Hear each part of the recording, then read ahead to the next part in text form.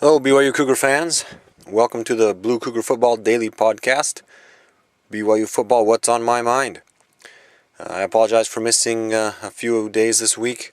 It's been a real crazy, hectic week for me. Along with the start of the college football season, we're entertaining some family members from out of town, and also trying to tie up a few summer projects that we've been working on. But I'm here today for you. Got a few things I want to talk about. Got a few things on my mind that just don't fit in with some of the stories we've been running. First of all, I noticed, as well as I'm sure some of you guys, Bronco Mendenhall said during his weekly radio show with Greg Wrubell on KSL that he would like to see fall camp a week shorter. Now, I don't have any opinion one way or the other on that, whether that would be a good thing or a bad thing. But I know a lot of people like to criticize Bronco for not using all of his practice days when it comes to bowl prep. And I am one of those who feel that using all those days would be good and helpful. But I would not criticize Bronco for this comment and feeling that fall camp should be a week shorter. I understand what he means by that, and he's definitely not trying to say anything about that they don't need the practice, and the practice is not beneficial. But I mean, it's the same thing we see all over the place. The NFL, they want to cut the preseason down from 4 games to 2 games. And there's just so much preparation that goes on year-round. The players are ready. They're already ready to play when there's a week of fall camp left. So that's basically what he means. And so,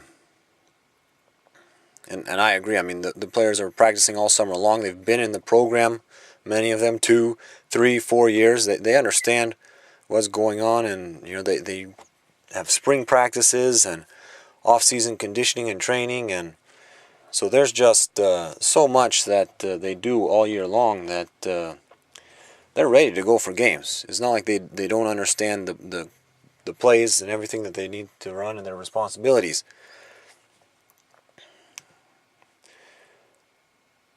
And also another thing that I've noticed is there's a lot of chatter about NFL scouts this year.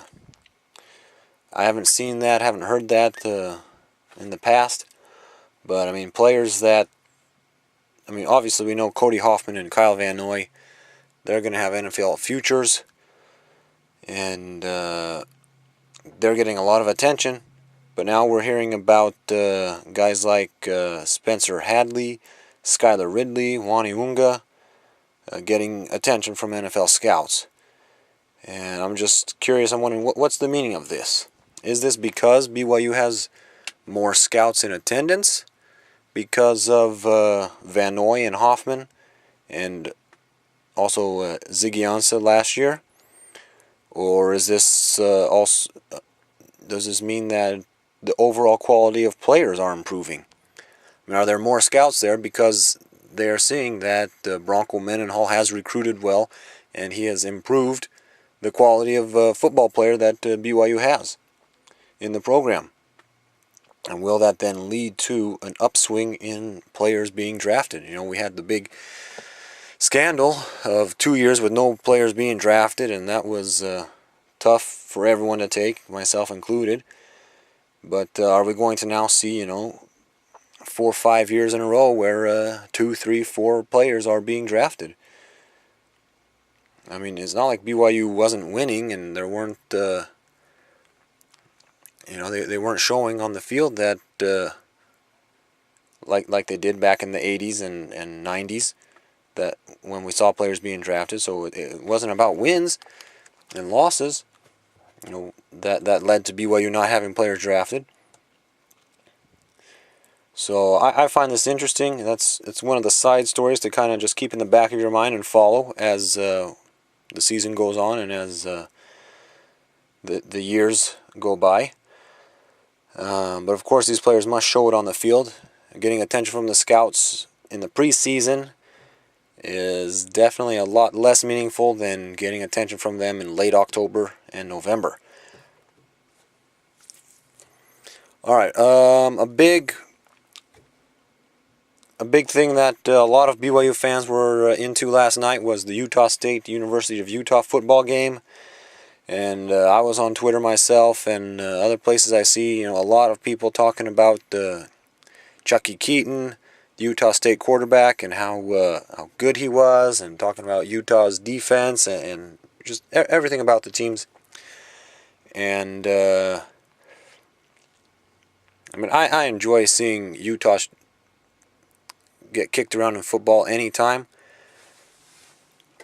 But the big take-home thing for me is until BYU actually beats Utah, I find no pleasure in Utah's struggles or misfortunes or whatever you want to call them.